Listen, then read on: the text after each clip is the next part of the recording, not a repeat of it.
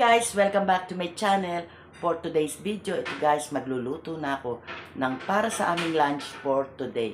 Okay guys, keep on watching. Yan guys, nakasalang na yung aking kawali. Yan. At meron na rin siyang oil.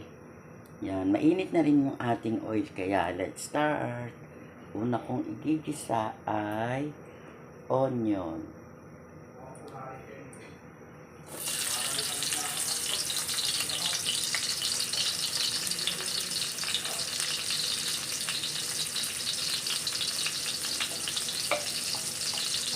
Yan, isasabay ko na rin itong garlic.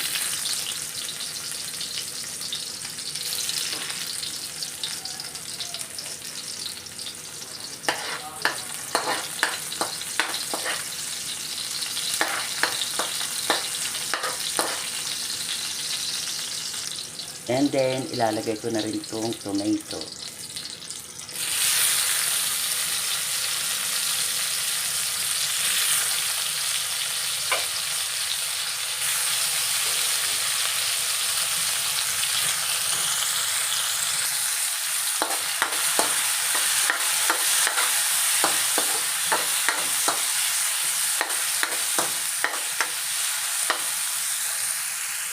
And then, naglalagay na rin ako ng pepper. And then, ilalagay ko naman ngayon ay itong ground pork or giniling.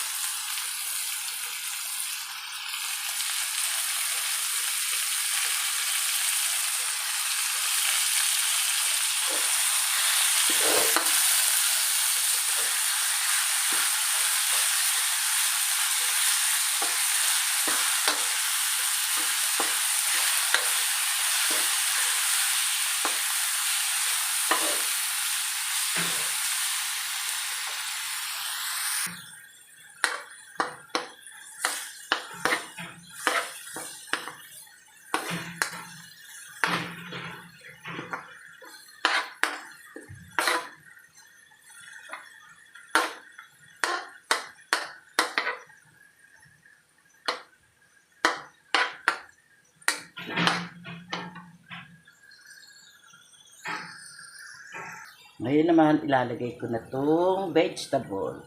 Ito ang ating lunch for today. Ginisang ampalaya.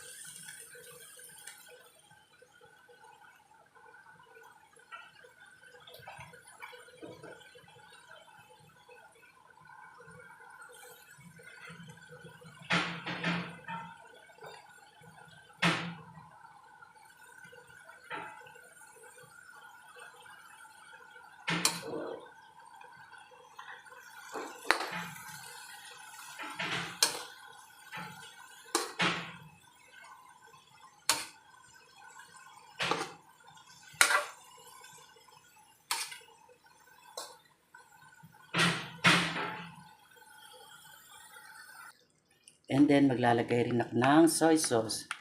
Yan guys. Bali, hindi na ako maglalagay rito ng salt. Etong soy sauce na lang ang inilagay ko. Kasi dahil sa hindi pwede ang maalat, yan. Bali, hindi ko na siya lalagyan ng salt. So, tama na tong soy sauce na inilagay ko.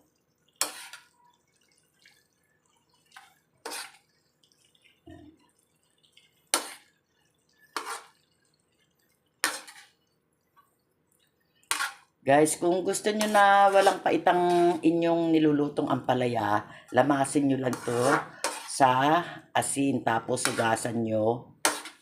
Yun. Bali, kakatas na dun yung berde. Yun yung pinaka pait na ang ating ampalaya. Yung lumalabas na katas na berde. Pag atin na itong hinugasan, yung ampalaya natin na nilabas natin sa asin. Yan. Yung lumalabas na kulay berde, yun, pag hinugasan na natin siya, yun ang pait ng ampalaya. Yan. Kaya para sa mga bata na hindi kumakain ng ampalaya dahil mapait daw, ganun ang gawin natin. Saka ganito luto ang gawin natin, guys. Para mapakain natin yung mga anak natin or apo na hindi kumakain ng ampalaya, ganyan ang gawin natin luto. Ganitong luto ang gawin natin.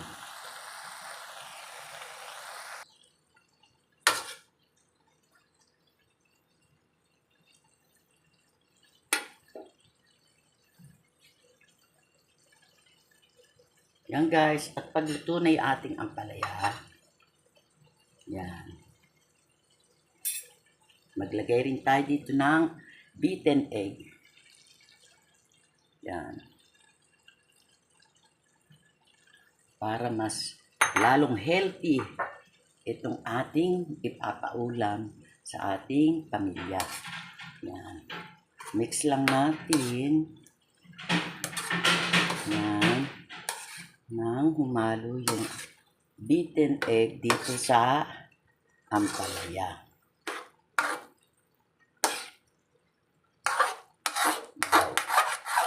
O diba? Masustansya na, masarap pa itong ating ulam na ihahain ngayon para sa aming lunch.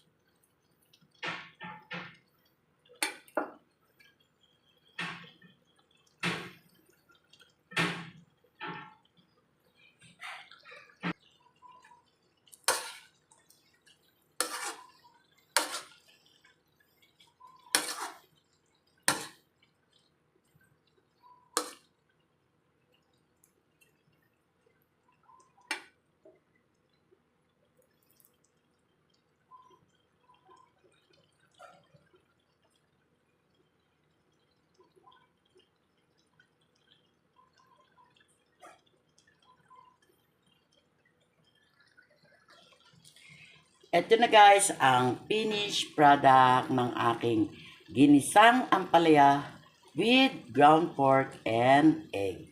Ready to serve na para sa aming lunch for today. Wow, yummy!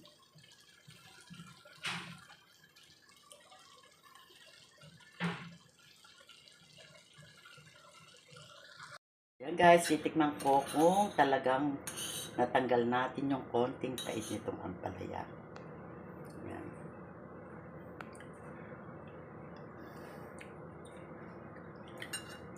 Yummy guys. Malamang magugustuhan to ng aking mga anak at apo. At syempre ni Habi. Sarap.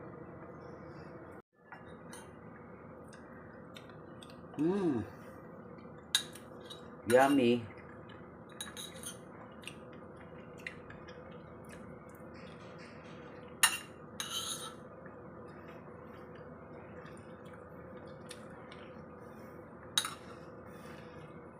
Perfect.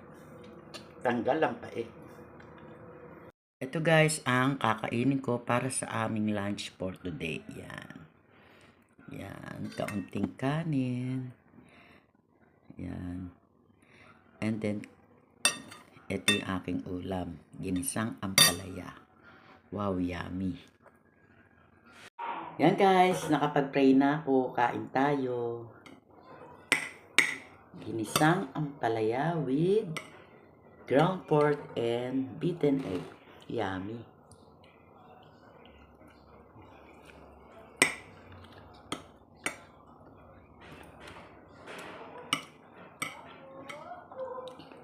Sarap niya guys.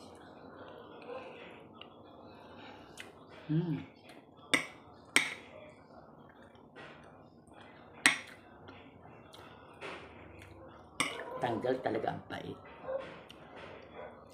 May konting pait pa siya guys. Kasi hindi ko naman totaling gustong matanggal talaga yung pait nito lahat. Kasi siyempre ang palaya yan. Kailangan magtira tayo ng kahit konting-konting pait. Yan.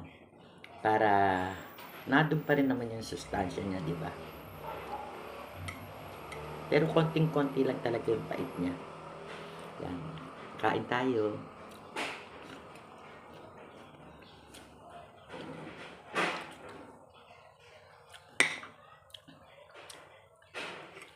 Yan, nakapag-pray naman ako guys.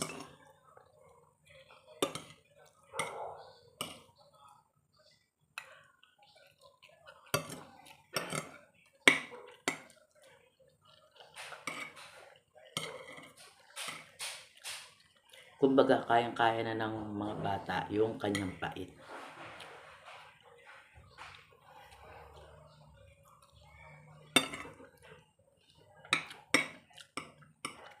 Sarap.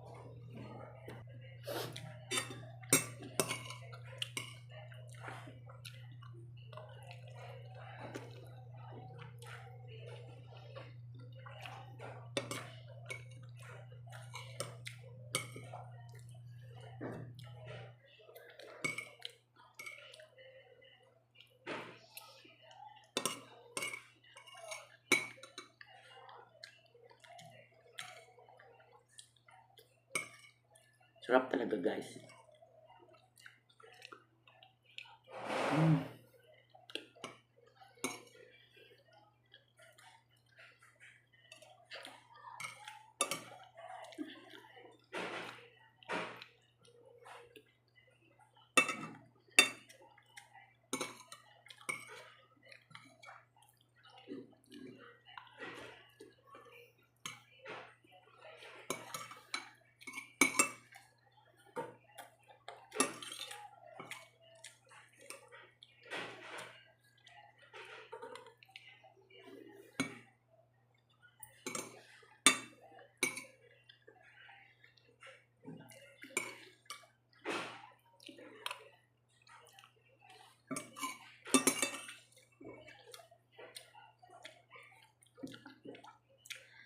Tama-tama lang yung pagkakatimpla ko ng soy sauce. Kahit di na ako naglagay dito ng salt. Tama-tama lang yung timpla niya. Hindi siya maalat, hindi matalang. Sakto lang.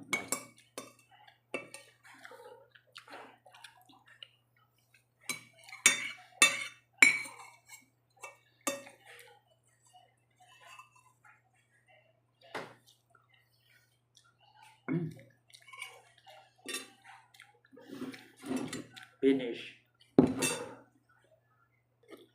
Yan, inom na tayo ng tubig.